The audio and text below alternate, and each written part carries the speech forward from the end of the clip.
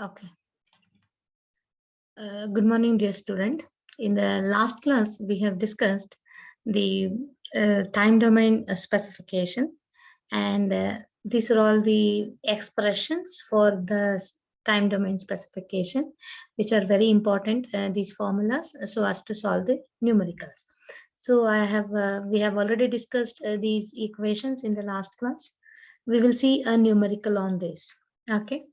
We have the first problem, that is, consider the system shown in figure where damping ratio is 0.6 and natural undamped frequency is 5 radians per second.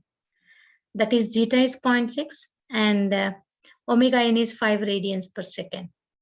Obtain the rise time TR, peak time TP, maximum overshoot MP, and settling time 2% and 5% criteria when the system is subjected to a unit step input. So what we have to find out? We have to find out all the time domain specifications which we have discussed for the given what we call second order system here. And zeta is given as 0.6 and omega n is given as 5 radians per second. Now what we do is we will review the formulas which we have discussed in the last class. These are all very important formulas. We have to use it to get the values. Okay. First one, rise time, pi minus theta divided by omega n. So what is pi? 3.141. Theta, we don't know. We have to calculate. Omega n, we have omega n square root of 1 minus zeta square. Omega n and zeta we know. It is given in the problem. So we know this relation which exists. Okay, that is, if you have a pole, this is what the radial distance omega n, then this is what we have omega n, and this is what we have angle theta. Cos of this theta is what? Zeta. Projection of this point on the x-axis, that is negative real axis, is zeta omega n. So this we know. This height what we have is omega n square root of 1 minus zeta square, that is omega d. So we know that this is omega d, this is zeta omega n, and this is omega n. This is what we call it as a right angle relationship which exists between these three parameters, which we have seen in the previous class. Now we have to find what is theta. Okay, we have to find what is theta so that we can just substitute here. Since we know zeta omega n, we can compute omega d. Okay, so we can calculate this theta.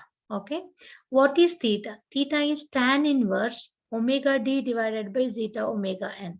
So we know these two values which we can compute, because omega n we know, zeta we know. We have to substitute. We will get theta in radians, that is 0.93. So once theta is known, we can substitute that in TR expression and we can compute the rise time TR, which is pi minus theta divided by omega d, as 0.55 seconds. Okay. So here the problem is reading theta. To get the theta, you have to have this right angle, and these two parameters you have to calculate, and so that tan inverse of this theta we can express as this ratio, and once you get the theta you can substitute in this equation and you will get the rise time. So second parameter to be calculated, that is peak time, that is pi divided by omega d according to the formula. Pi is a constant 3.141, TP the omega d is 4.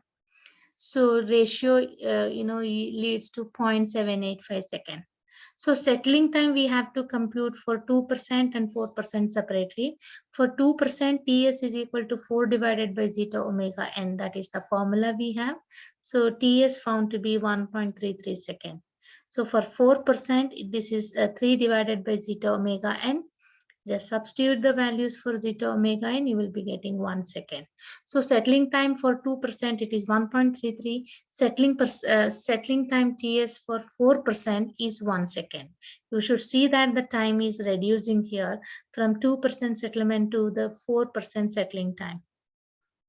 Next is maximum overshoot. Maximum overshoot equation MP is equal to e power minus pi zeta divided by square root of 1 minus zeta square into 100. So just substitute, all the values are known. Pi, a constant, zeta is 0.6 given. Substitute, you will get the MP value as 0.095 into 100. So it is 9.5%. You can plot the graph. You can complete the response because you know when this peak time exists, that is 0.8, and this is what the rise time. What is rise time for an underdamped condition? For an underdamped condition, rise time is output reaching from 0 to 100%. So that is, the rise time which we have calculated. So what is the rise time calculated? Rise time found to be 0.55 second, correct? So 0.55 seconds, you have to, at 0.55 seconds, you will see that the output reaching 1. Okay. So, what are the other parameters? Settling time we have calculated for 4% and 2%. So the value should settle down at that particular time. So we have calculated and we have taken that. And MP we have calculated. What is MP found to be 9.5%. Okay. So that we have, calculated here. And this is what the value we have here. So this MP point is also can be identified. So this is about the time response of the given for the given condition in the problem. This is how the response look like. We have calculated all the specifications. Next we have, for the system shown in figure, determine the values of gain capital K and the velocity feedback constant KH so that the maximum overshoot in the unit step response is 0.2 and the peak time is 1 second. With these values of K and KH, obtain the rise time and settling time. Assume that J is equal to 1 kg meter square and B equals 1 Newton meter per radians per second. Okay. So J value given, B value given, you have to find out the rise time and settling time for the K and KH. Okay. For the K and KH. To calculate K and KH, you have to use the two data given, that is the maximum overshoot is 0.2. Okay, and the peak time, corresponding peak time is 1 second. So only this value is given, only this data is given. We have to use this and we have to find out the other parameter of this particular transfer system. So what we do is we'll try to simplify this block diagram first. First, we will simplify this and let's have a, a standard form. Let's have a standard form. So C of S by R of S we have computed. That is the transfer function we have computed for the given block diagram. We have reduced the given block diagram. How to do it? This is a loop. This is a feedback loop, negative feedback loop. You can simplify that, and this are found to be in cascade. You can multiply those two blocks and you will arrive at this standard form of unity feedback control system. And finally, you will be arriving at the transfer function C of S divided by R of S. So this you can compare with the standard form.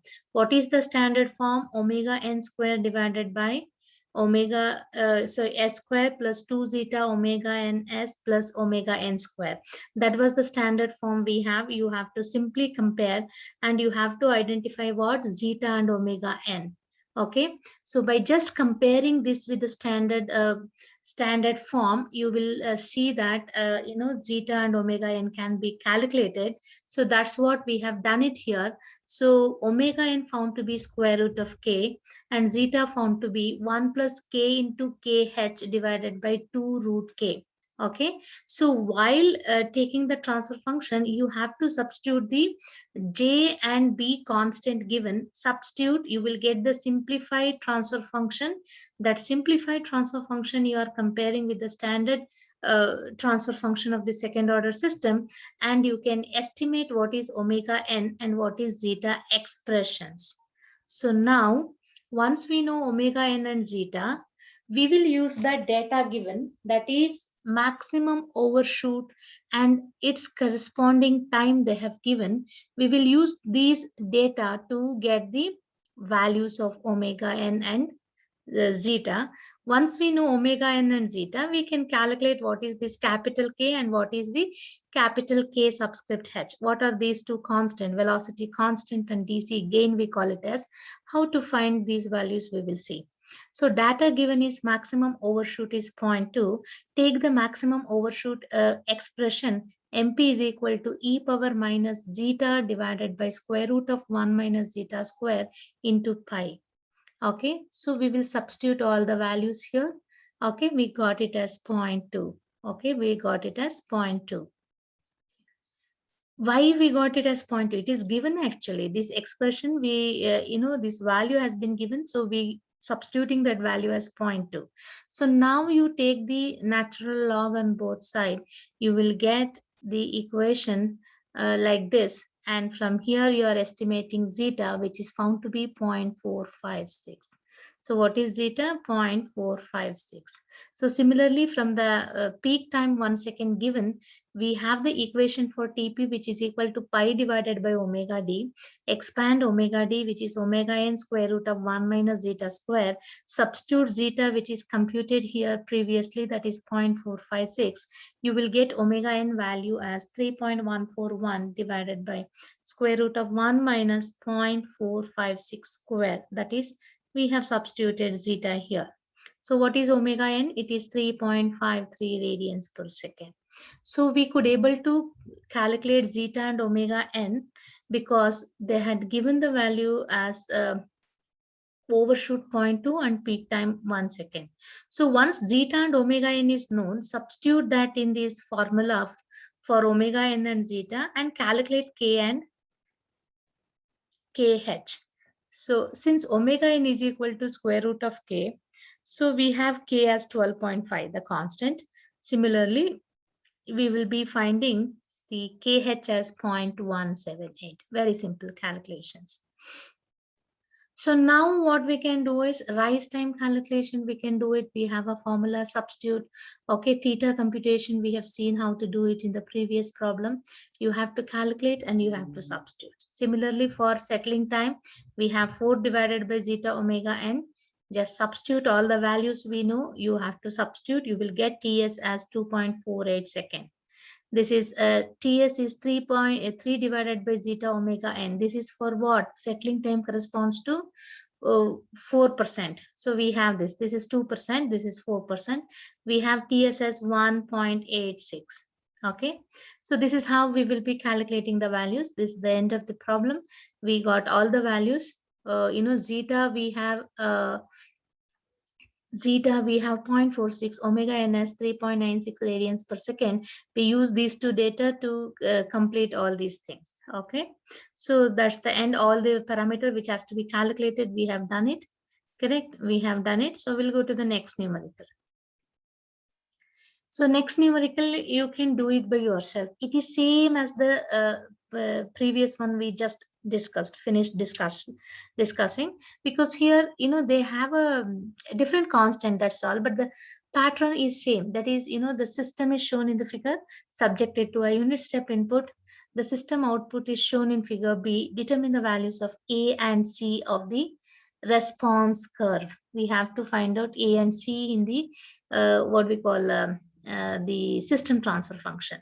So first what you have to do is you have to get the expression for C of S by R of S. First you have to write that transfer function. Once you write the transfer function, compare that with the standard transfer function.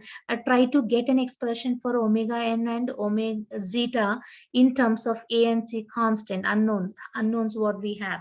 So once you have ready with those expression, then take MP as 0.254 given. This is MP value given, and corresponding time is what? 3 given. Same previous problem we have, values have been changed. There we found K and K capital H subscript. So here we have A and C constant to be found out. So we can do that. MP is given and corresponding time is given. Just to repeat the previous problem procedure, you can able to calculate all the time domain specifications. Next one we have a mechanical system given. We have a spring, a mass, and a damper connected in series here. Okay, force applied is 2 newtons. Displacement is x. So, we have to, what we have to calculate for the figure shown, a mechanical vibratory system, when applied forces to LB, that is a step input is applied to the system, the mass oscillate as shown in the figure, as shown in the figure B. So here they have shown that, the underdamped condition response determine MBK. The MBK, the values of this component, we have to system component, we have to find out. K spring constant, B is the, what we call B is the friction coefficient, and M is the mass we have to calculate from this response curve. Same situation compared to the previous one what we have discussed, same thing we have. So applied force they have given it as 2, that you have to remember. Okay, so this is what the MP value we have, that is 0.0095 feet. So this is what the height given in feet. Okay, so you have to use these values, and you have to compute corresponding time also given, just similar to the previous case. The maximum overshoot MP value given, corresponding time TP is been given. This is what the system, you have to find out all the time domain specifications, and you have to finally estimate what are K, M, and B. Now, write the transfer function for the given physical system, okay, given mechanical system. So we have to find the transfer function. You know how to derive a transfer function for this system. Compare that with the standard second order system, and try to estimate expression for zeta and omega n in terms of K, B, M. Once you have those expression, then take the data MP, substitute that MP expression, and you try to get the value of zeta and omega n. So once you know zeta and omega n, you can come back to the expression of zeta and omega n to calculate the unknowns K, B, M. That's all. So next we have one more example here. So in this example, we have to find out, we will see what we have to find out. The given the system shown in the figure, this is a rotational system given. Find capital J and capital D to yield 20% overshoot and settling time 2 seconds. Settling time value they have given, okay, for the step input of torque. Okay, for the step input of torque they have asked. So this is what the transfer function G of S we can write 1 divided by J divided by S square plus D by JS plus K divided by J. Okay, so K is equal to here 5 Newton meter per radians. This is what the value given. So omega n, just compare this with the standard form. Then get the expression for omega n. The TS for TS is given 2 seconds. So this is what we have expression for the TS, that is 4 divided by zeta omega n. Okay, and cross multiply. So we have 2 zeta omega n is equal to 4. So zeta you can calculate it as 4 divided by 2 omega n, or it is equal to 2 into square root of J divided by K. Substituting omega n as what? Here we have omega n is equal to square root of K by J. You can substitute that omega in here. You can have an expression for zeta like this, 2 into square root of J divided by K. Now, what the data they have given? The settling time is 2 seconds they have given, and 20% overshoot they have given. Okay, let us use that. 20% overshoot implies 20% of the value, which is 2. 2 is what the step value applied. 20% of that I'll be taking, so it is 0.456. So I'll be now getting the value of zeta. Okay, zeta is equal to 2 divided by square root of J by K equals 0.456. Okay, so this is what the value we have. So 20% overshoot implies zeta is 0.456 as we have seen here. So just we are equating that, we will get J by K as 0.052, and we have K value as 5. This is given in the problem. The K is equal to 5 Newton meter per radians. So J, you will find it as 0.26 kg per meter square. Okay. So similarly, equating 2z to omega n as d by J, you will find d as 1.04 Newton meter. Okay. So that's the end of the problem. We computed all the unknowns or the values to be calculated. So next we have a step response of critically damped system, that is for zeta is equal to 1. Okay, so we can get an expression for critically damped situation, that is zeta becoming exactly equal to 1. So, this is what the transfer function we have, omega n square divided by s plus omega n whole square. Step response, we are trying to calculate C of s is equal to omega n square divided by s into s plus omega n whole square. Okay, so this is what the given transfer function whose step response we have to calculate. So what is the procedure to calculate step response? Step response means you have to get an expression for C of s. Okay, apply input as step 1 by s we have taken in place of r of s, and we will take inverse Laplace. So how to take inverse Laplace? You have to divide that into partial fraction, because directly we cannot take the inverse Laplace of this. We split this into two small fractions, and we'll try to compare the standard forms of the Laplace transform. We will just substitute that. So this is how it looks like. This is how we will be dividing into partial fraction. Okay, so whenever the square term comes, how we have to take it, it is given here. So we have to find the constant ABC, which we have found it as 1 minus 1 and minus omega n, and then take the inverse Laplace transform. So inverse Laplace transformation of the first term is that is step, which is 1, and this is e power minus omega n t, and this corresponds to minus omega n minus, according to the formula, e power minus omega n t. This is what we have the equation. Okay, you can simplify this taking e power minus omega n t out. We will get it as 1 minus e power minus omega n t into 1 plus omega nt. Okay, this is what we will get it as a step response. Okay, step response of critically damped system. Okay, this is how we summarize. This is how we summarize the all the patterns, all the possible conditions which we have discussed. So first we have the case. Okay, so we have a general case here. We have applied step. Okay, we have applied step. We will see the different 4 conditions here. Okay, this is the general situation. Second order system we are applying step input. Overdamped condition. Overdamped condition, what will happen? For this given transfer function, we have one transfer function example here, 9 divided by s square plus 9s plus 9. So for this, the roots are minus 7.854 and the other root lies on minus 1.146.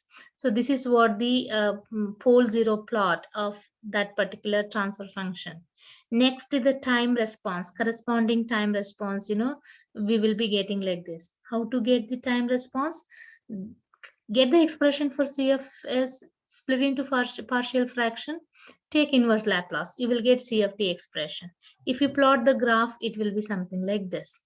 Okay, so this is what you will be getting the graph for overdamped condition. Okay, for underdamped condition, how can I say underdamped condition? The omega n and zeta you can read from the transfer function, that omega n and zeta value will decide whether it is underdamped, overdamped, or critically damped. So based on that, we conclude that it is an underdamped condition. The complex roots we will get it for underdamped, and underdamped you will find oscillations, and CFT expression for the same you will be getting like this. You can do that, expand the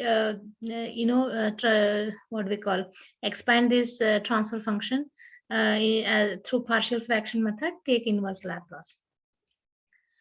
This is third condition we have, that is undamped. Undamped, we will see that the poles lies on the imaginary axis, marginally stable condition. Okay, so you will get a sustained oscillation, that is C of t found to be 1 minus cos 3t. Okay, so this is how it looks like. You can just solve this. Take this transfer function, apply a step input, expand the transfer function, as partial fraction method, take inverse Laplace. That's all the procedure in every case. So you will get a pole zero plot looks like this, and output C of t will look like this. Similarly, for the fourth condition, that is critically damped, we will see that two poles takes the same value, lies on the same point in the S-plane. And again, the C of t, if you compute, it will be taking something like this. This is critically damped condition where zeta is equal to 1. Okay. So we have taken one single transfer function here. We applied step input and we have seen all the zeta cases here. Okay. We have seen all the zeta cases. As we are finding zeta different, we will see that, this AB constant changing. So AB is the general, transfer function. AB we are keep changing to get these four different situations. We have seen how a pole zero plot look like, and this is how the time response look like. So next example, you can do these things by yourself. Describe the nature of the second order system response via the value of damping ratio of the system with the transfer function. So for each transfer function, you have to estimate omega and you have to estimate zeta. Once you could able to estimate zeta and omega, and you can say that which condition it belongs to. You please do it by yourself. Very simple. Comparing this with the standard form, estimating zeta and omega n, and declaring whether it is damped, underdamped, overdamped, or critically damped. Similarly, this is a very simple example. You can do it. For each of the transfer function, find the location of poles and zeros, plot them on the S-plane, and then write the expression for the general form of the step response. You need not solve, without solving, for the inverse Laplace transformation, state the nature of the response, whether it is overdamped or underdamped or critically damped, so on. So very simple exercise. Take the characteristic equation, compare that with the standard characteristic equation, read the zeta and omega value from there, and declare based on the zeta value what it is. These are all the references. Okay, I'll stop with this. We will see the third part of this module in the next class. Okay, thank you.